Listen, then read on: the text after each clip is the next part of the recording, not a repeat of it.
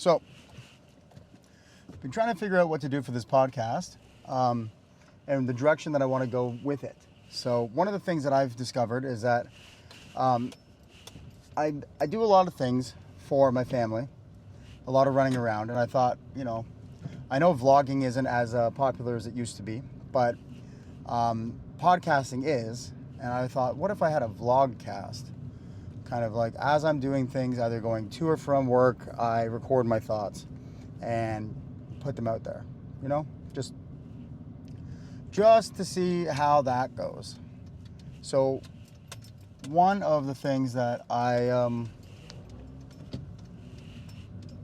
doing right now is I'm going, because I have a family that's sick right now. That's partially why some of the entries to the channel have been kind of sporadic, is because I honestly don't have a lot of energy myself, but also I'm doing stuff for my wife consistently so that she can rest.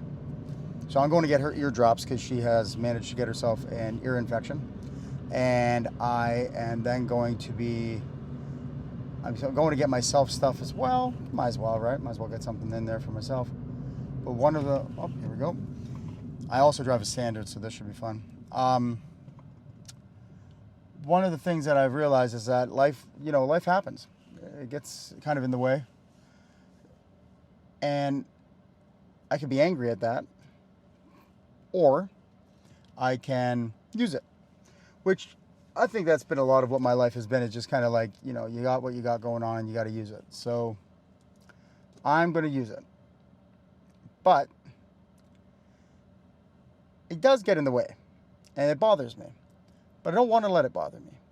And I've conquered so many different things in my life that realistically, by this point, I should just be accustomed to life just handing you a bunch of lemons. But I don't know, it just bothers me. And so I figured I'm going to vent. I will be going to and from work consistently. And when I go to and from work, there you go. This thing honestly just pops off all the time. Can't do anything about that. I have a cam that, I'll just tell you about what just happened there. I have a camera that is supposed to be like a forward cam, and every time it happens, it never works properly. It just doesn't stick to the car cam never sticks to the window.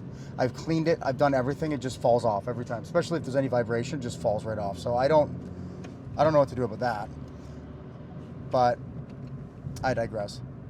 Right now I'm on the way to see if I could go get some health things for myself. And then I'm going to grab eardrops. And that's just this trip. Next trip will probably be on Monday, which will be me going to and from work. Not to work, because I get up at 4 a.m. So when I go to leave, it's still kind of dark out, so the lighting you won't be able to see me. But on the way home, I tend to fall asleep. And I don't want to fall asleep.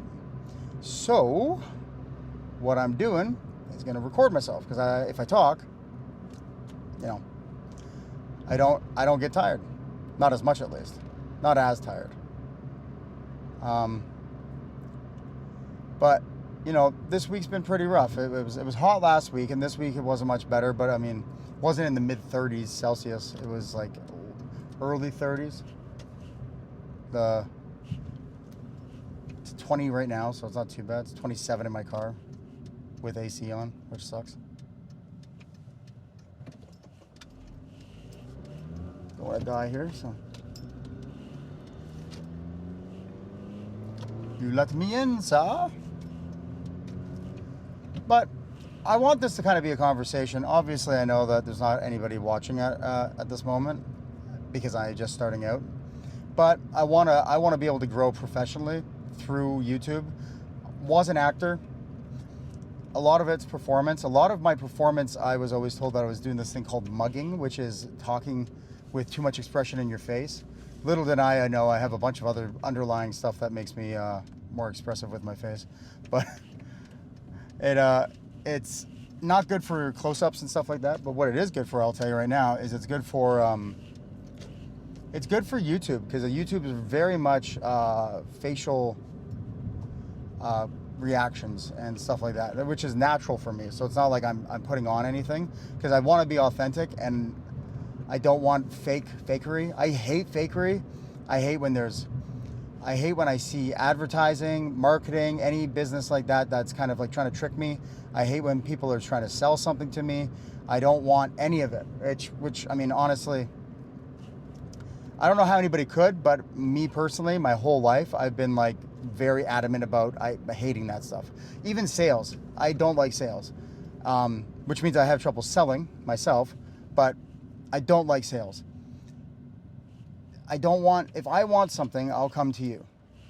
And if you're like, hey, you may want this, that's all you have to say. Show me what it does, and that's it. And I mean, I'm gonna tell you, a lot of sales isn't about what you need. It's about them needing you to want what they have. And I am not about that. I'm really not. Like, I just got this thing that's holding my phone right now. It's a magnetic car phone holder. You know, that's the professional name. And I needed it, so I went and I looked for it. And I found a good version of it. I don't mind that. And if you sell me on like the imagery and everything like that, then I'm good. If it looks good on Amazon or when I go to see it in a store, I'm good. That thing sucks. But what I don't want is them being like, do you need this refrigerated hat holder? I'm like, no. And then you just sell it well. And next thing you know, I have a hat holder that can keep things cold. And then I'm looking at myself later like, the fuck is wrong with me? I don't even have a hat. And that's kind of what I mean. I don't need any of that. And so when I see people online that are like kind of advertising things, I turn it off. And then when I see stuff that's fake, like AI, it makes me recoil. Any of the visual stuff. Like, I don't mind ChatGPT for like trying to figure out, like, for me, I use it like if I can't figure something out on the computer, I'll ask it and it'll tell me, and that's it. That's all I need. Thank you very much for helping me. If I look, what's a common structure for someone writing a story? What would be a common structure to a story? And then they give me like that, and I'm like, okay, cool. I use it kind of like an encyclopedia almost, and I think that's not too bad. However, I now know that there are studies coming out that are saying that if you use ChatGPT for a lot of your secondary thinking, so you have an idea and then the secondary thought is, I'm just going to go to ChatGPT and see what it tells me, you are losing cognitive ability. But they also said that about phones, with phone numbers, and maps with GPS, and, oh, this sucks, bikers. Oh, I'm just going to go. There we go. And also people said that if you didn't have to remember everything, writing it down was going to make your memory worse. I don't know if that's true, but I heard this from a podcast, so that's basically all hearsay. But that's what was happening. People were against like even writing. If you didn't learn it orally and remember it through your old ears, then what would end up happening is you would lose the ability to do that. So we may very well have been much brighter as a species at one point, and we are now approaching a basket of rocks with a lot of technology, which is great. You know, it's really good for for society as a whole. It's a big dog. Can I pet your dog? I don't want to pet that dog. So I want to be authentic. So I have decided that I'm going to make this podcast as authentic as possible, which is literally me driving to different health stores, different places. And I will piece it all together and then somehow have to sell it. Even that, okay, so here's another thing that's going to piss me off, is I want to be on YouTube and I want to do stuff. And I have a short attention span. And I know that I have a short attention span. Well, you can drive, it's green. And I know that when I look at stuff online, if it doesn't captivate me within 3 seconds, I'm like, to hell with it. That's just it. And I don't want people to be like that, but yet I'm like that. So it's like a hypocritical thought that I have, because I want you to just listen to me drone on realistically and enjoy it. Which I don't like. I can listen to podcasts, but that's two people usually having a conversation. They have a dynamic, a back and forth, where you get to hear thoughts discussed by two either opposing, or not even sometimes opposing. Sometimes they're agreeing with each other, but they just brainstorm together, and I don't mind that. I don't. But when it comes to like what I'm doing, I don't know if people are interested in this kind of stuff. So I want people to give me feedback as much as possible in comment sections, because in Canada right now, which is where I'm located, we have a tariff business with America, which is one of the major players in the world. And I don't know how concrete my job will be. I work in blue collar. I work in the trades, and I work at a steel mill where we buy metal and then we fabricate it for different buildings, either in stairs or in railings. And then my college degree is acting for film and television. So you got to tell me right there what you think I have an actual profession to do, because I can cut steel. I can measure something and cut it. It's not that hard. And I can do it quickly because, again, I'm focusing on podcasts. I'm in muscle memory mode, and I just do it.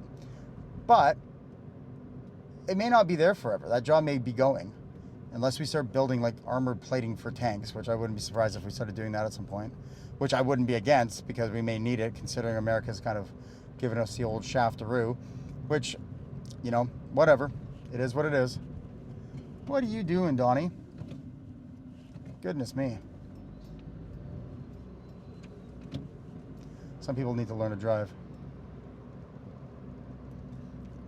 Either way. So, I mean, the steel business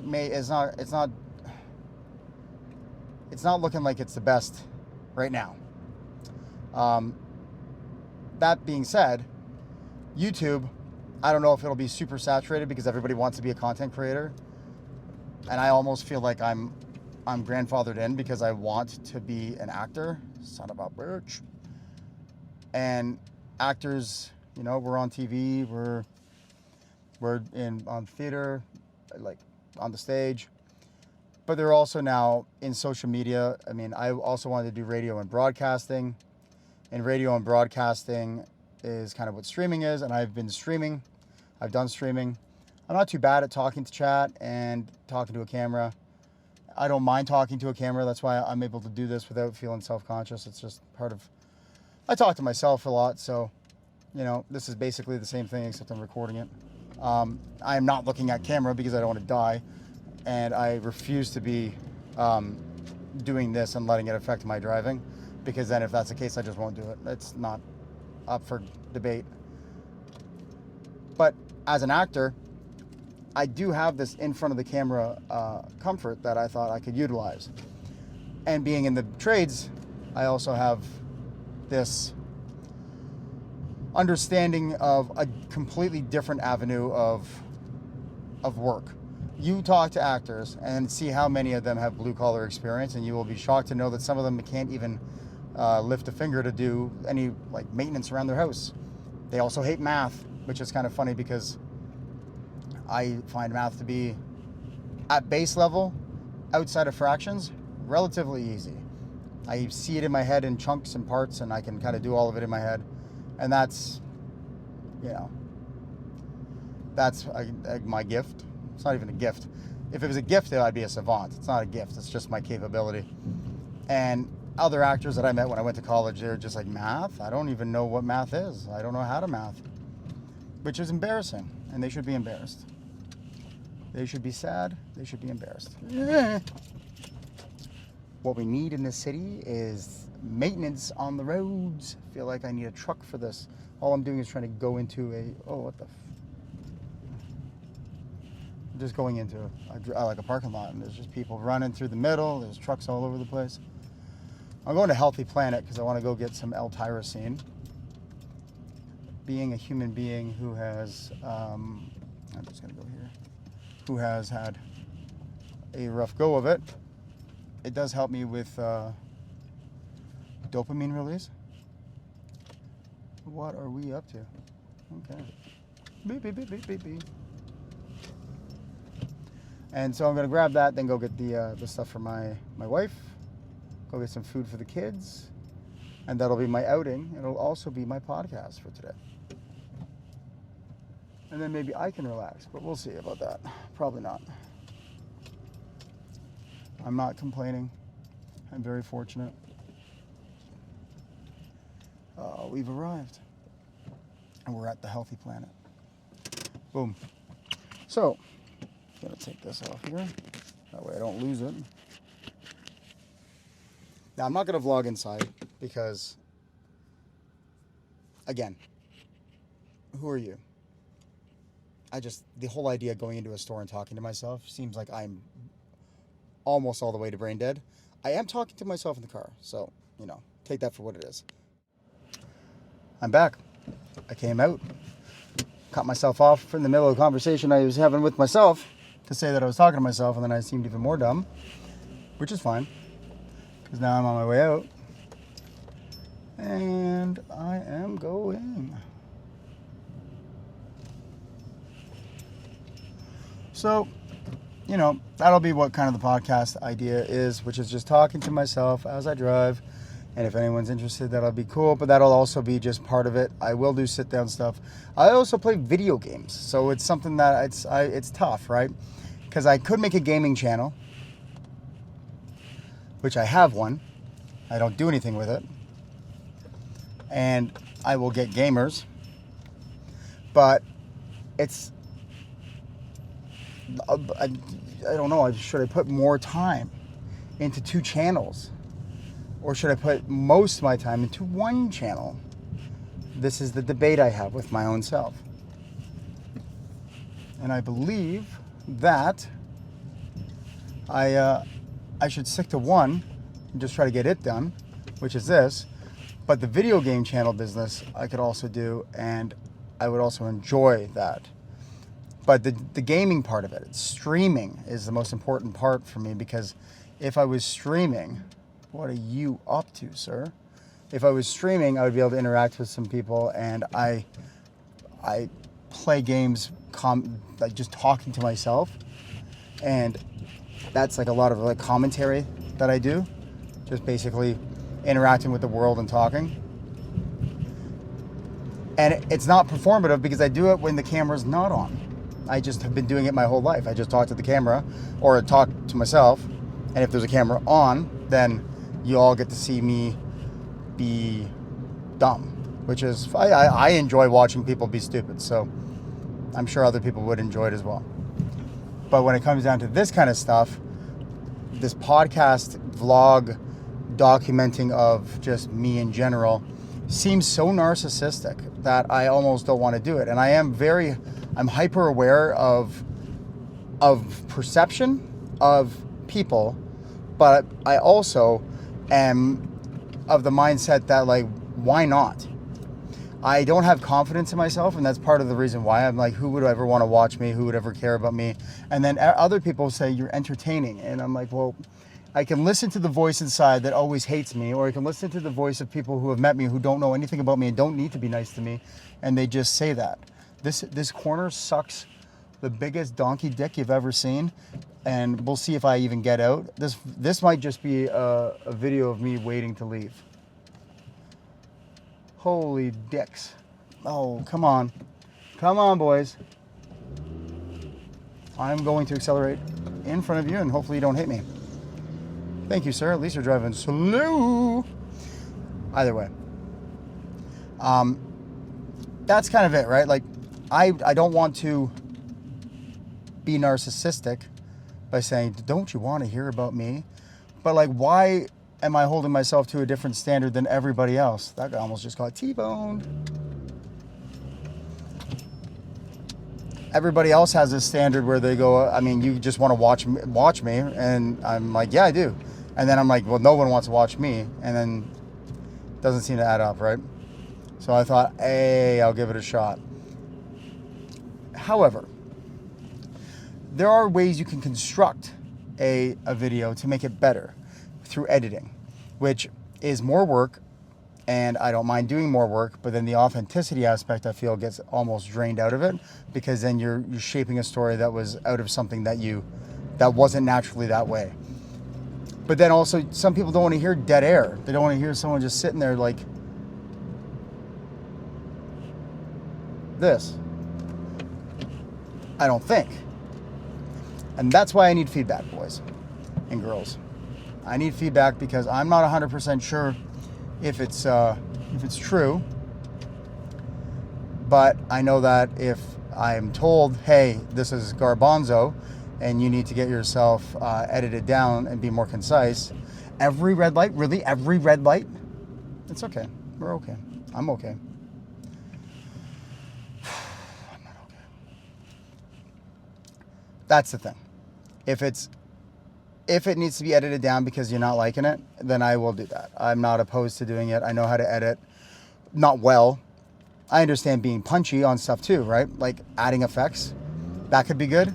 Preferably, if I ever were to be able to make any money from doing this, I would just hire an editor and pay them well to just make me look good, but not fake it. I don't want anything to be influenced, artificial, fake setup. I hate that.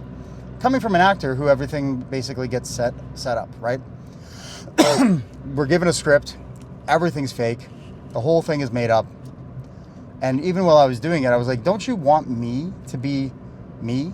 And they're like, we want you to be the character. And I'm like, I beg to differ, because when I look at certain actors, I'm like, they aren't hired because they are good actors that can shape themselves into different roles. A lot of actors that I've seen, they just bring themselves into a role and you like it, if that makes any sense. So here's my example. You have Daniel Day-Lewis, who will be Lincoln, who will give you the performance from There Will Be Blood. That guy is amazing. You hire that guy as a character actor. Then you have Leonardo DiCaprio, who is the same guy in Shutter Island as he is in Inception, as he is in everything other than What's Eating Gilbert Grape and maybe Wolf of Wall Street. You know what I mean? Like, he is just who he is. And you don't hire Leo to be a character actor. You hire Leo to be Leo. So that's what I mean. And I'm not saying I'm Leo, because let's face it, I don't look like him. I'm not him. I don't have his aspects. But let's use a better person. Is Seth Rogen in Superbad different than Seth Rogen in Knocked Up? Is different than Seth Rogen in Zack and Miri Make a Porno? Arguably, he's had some characters recently where he's kind of matured as that, and he's turned into, like, I really like The Studio, but it's still, I'm never looking at anybody but Seth Rogen when he's working, which I used to get compared to Seth Rogen and Jonah Hill consistently, which was a pile of shit because I am my own person. But they just, you do a lot of typecasting in acting, right? So I was 300 pounds and I had curly hair, and they're like, Jonah Hill. And I'm like, I don't see it, but if you see it. And then my agent's like, you can be the best friend. I'm like, okay, let's do this. And then you go to a commercial audition. And when you're doing a commercial audition, legitimately, you are just the fakest human being you could possibly be. You're like, OxyClean, because OxyClean. And you're like, whatever you're advertising, they're like, okay, look surprised. You're like, oh, and a lot of that is what it is. And then when you do auditioning for like any role, a good audition is you nail the lines, and then afterwards they talk to you and they see if they can jive with you personally. And I've always been able to jive with people personally, but nailing the lines and all that, unfortunately back in the day, never gave it enough time because of my my lovely addiction that I had and my alcoholism. Just made my brain it's a mesh net trying to hold water. It leaks. And so I wasn't able to really do that the way I wanted. Now, it would probably be different. I can memorize stuff better now. I've memorized some monologues recently just to try to get myself back in the flow of things. But you know what I'm saying? I always wanted to kind of bring myself into it. So the acting program said, no, you can't do that. You need to be the character. And then I got hired, or I got an agent with a talent agency called the Characters Talent Agency, which I bet you could take a guess as to what that was. And then they had me going out for like Barney. I'm not even kidding you. I did an audition for a traveling theater show that would perform for kids, where I would be singing and dancing up in like a Miss Rachel. Not me. But that's where the acting comes in. Nah, not me. Not happening. I don't want to act that. Now I got a call back for it because they love me. And I was like, why is this what I'm getting a call back for? And then the next one I did, I honestly couldn't remember the lines during the song, which is tough because you're singing, you're like, 1, 2, dude, boom, something happens after this, let's it go, keep the tune. It was a rough go, let's just say that. It's highly embarrassing as well, but I can take embarrassment. Embarrassment's fine. Embarrassment's where I live. I'm embarrassed of everything basically all the time. And that's why I'm comfortable with it. That's why I can talk to myself in a car while everybody's driving around being like, is that man talking to himself? Yes, I am. It's fine. Because realistically, I'm not talking to myself. I'm talking to you guys. That's what you do in your head. You go, I'm talking to a group of people. That bird almost just died. It's fine. The talking to a person, right? Like if I want to talk to a group of people I've never met, which is kind of what I'm doing now, that's how I present it. I'm talking to an audience of people that I've never met. But then if you want to do something more personal, you talk to your best friend who's going through something. But then it's just to the camera. You just talk to the camera as if it's your best friend.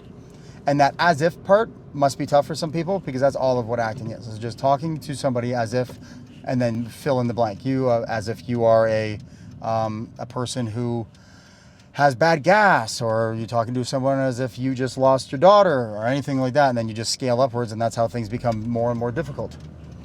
And you're a cancer victim, or you're a war vet, all these different character roles, and then you just talk to another person as if they're that person as well, and as if you're some person, whatever it might be.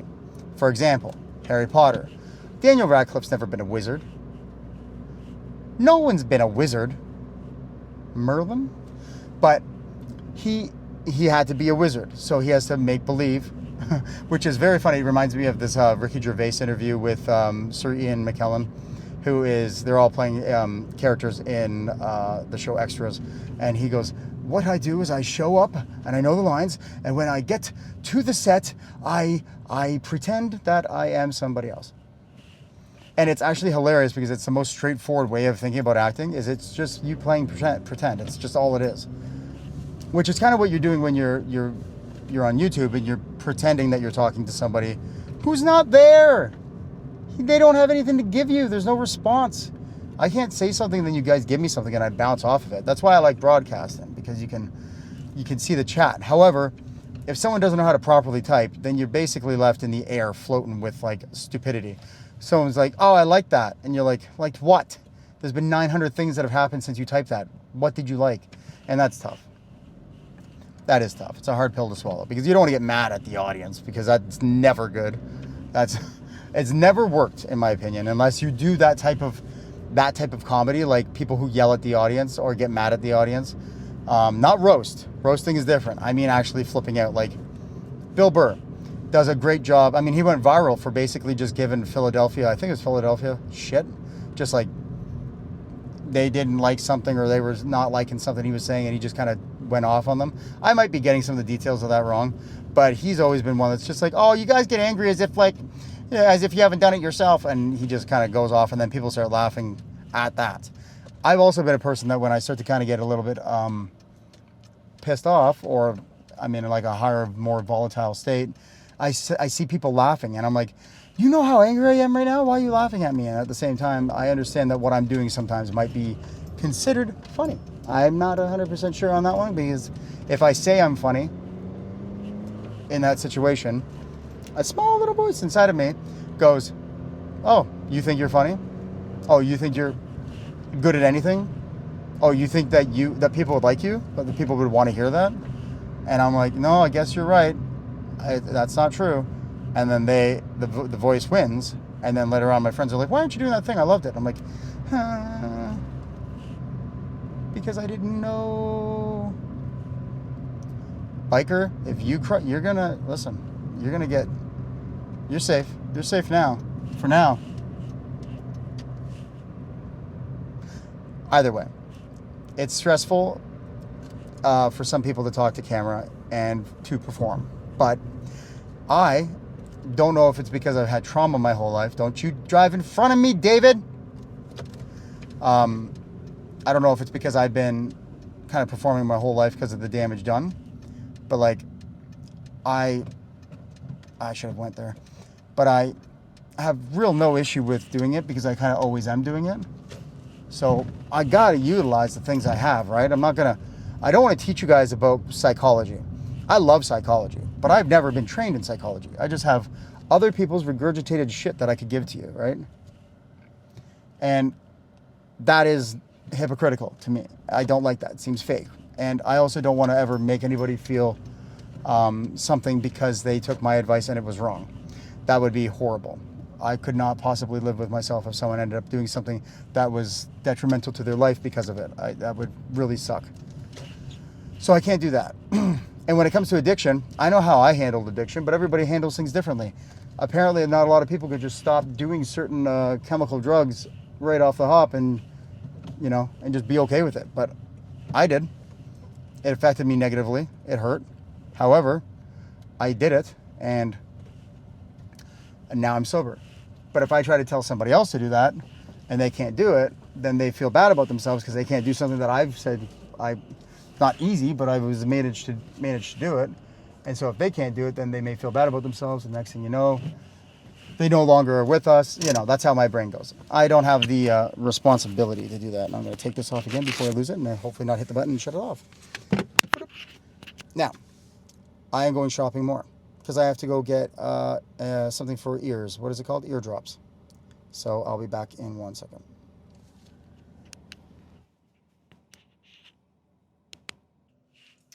So we're done shopping, and now we're going to go home, and this will be the last chunk of my my vlog cast that I'm doing right now. So, talking to camera is something that I'm going to be able to do, and if you have an issue with talking to camera, which I believe some people do, just think about talking to your friend, talking to your family member, talking to somebody you care about, and that's that. That's all you got to do. And if you can do that, which I'm sure all of us can, then it should be more comfortable. Not only that, I would say if you have a group of friends, or if you just know of a group of people who do improv at a like either a local community, or if you're in a metropolitan area, maybe you go to like a second city, or you go to just any of the theater places, any of the theater people, and you talk with them, you will be more than able to speak to a group of people without any stress, because improv is one of the scariest things for most people to do, because you have to think on your feet and there's no script. Some people have comfort in a script because they know what the lines are going to be. I personally don't want to be held to a script because that's harder to me. I am way more adept. I'm better at kind of just talking off my top of my head in the midst of a situation. When you give me and holding a structure to it, that's the thing that's tough, right? Is if you want to have, like for improv, for example, when you go in there, they'll give you a setup. They'll say like, he has a job. What's his job? He's a janitor. Okay. What's his big issue? He's run out of cleaning supplies. Okay. So where is he? School. Awesome. Okay, guys, take it away. And then that's what you have to do. So you're just like a janitor who's trying to find his cleaning supplies because you've run out. And when you go into the cleaning supply closet, you find that it's actually a gateway to a different dimension where all of the brooms and all of the different cleaning supplies are actually real people that have like turned into basically a like Narnia type character, and you get to run off with that.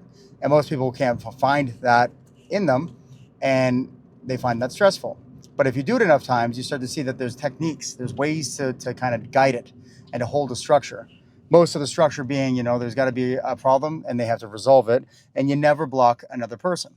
Thankfully, when you're doing something like this, the only person I can block is myself, which I do consistently. And you don't, blocking is an interesting thing. So it's like they say yes and, which is I'm pretty sure even if you're not into improv, you've heard of this yes and thing. But if not, yes and means that when I say someone goes, oh my God, there's something in the janitor's closet, but I think it's a gateway to a different dimension. You go, yes, and I believe I saw the broom talking. Instead of going, no, I didn't see anything. Just a normal closet to me, Joseph. That doesn't work.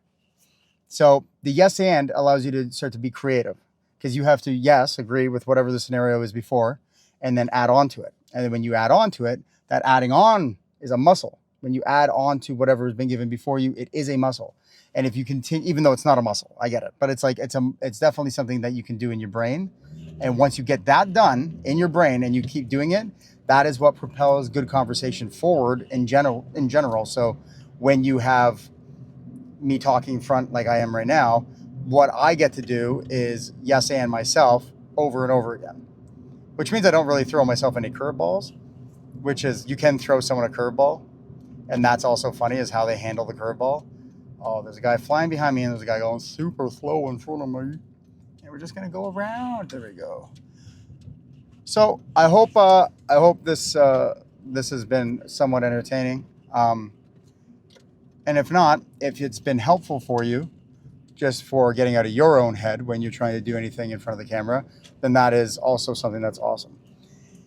Being creative is an enjoyable act. And when you start to get a sense of accomplishment or reward, especially if you do something in person, it can give you a real high. So if there's anybody who has followed a little bit so far of me and knows the struggles I've had, and has also, they're also struggling with, addiction, overindulgence of anything really, which I always feel like it stems down to that you just are missing something inside and you want more of it. And it's like serotonin, dopamine combo, some adrenaline, feeling alive, whatever the case may be. I suggest that you do a little bit of communal improv with anybody that is willing to do it with you. Community theaters, Second City, a comedy bar. I think in America they have Underlings. They have something in there as well. But if you have a major city, they're going to have a bunch of theater people who've got together to be like, let's facilitate this. And the reason they do it, I'll tell you right now, it's addictive. There's a thing called the theater bug. You do theater once and you're like, I may be hooked on this. And so that kind of feeling for somebody like me is what I like to gravitate to. And it got me. Doing theater is tough. It's scary because you go out on stage, you got all these lines, you cannot mess them up. You can, but you shouldn't. And you gotta live in the moment on stage in front of a bunch of people. So it's like the most difficult part of acting. And then you have a live audience that are watching that you have to, do a good job or you'll feel it. You'll feel it very fast. But there's a lot of work too. Rehearsal, behind the scenes, all that stuff. Like, you do so much more rehearsal for theater than you do for acting for film or television, and practically no rehearsal whatsoever for improv. Maybe if you're doing sketch comedy, there's some, but theater is like the real place where I found that I enjoyed performing. So I would suggest if you have a form of addiction, try to facilitate it in some way. Don't ignore it. Addiction's there. It's always there, no matter what. So give it something to feed on, something that's productive, something that's healthy. If you're going to overdo stuff, it's better to overdo something that's entertaining for others and is not harmful for you than it is to indulge in a bag of cocaine, or a case of beer. I was going to say you could do like some lifting weights and like exercise. People get addicted to that, but you can also take that too far and not let your body recover. And then next thing you know, you got bad knees. Don't want that. So thanks for watching. Tune in again next week. I'm only doing one a week now because I'm trying to do other things. Plus we've been sick. So I just hope that that's good for you all. Let me know in the comment section below. what you want me to change, what you want me to keep, what you like, what you don't like. You may hurt my feelings, but I doubt it. And if you do hurt my feelings, that's on me, not on you. And yeah, stay classy, everyone. How do we do this? What the?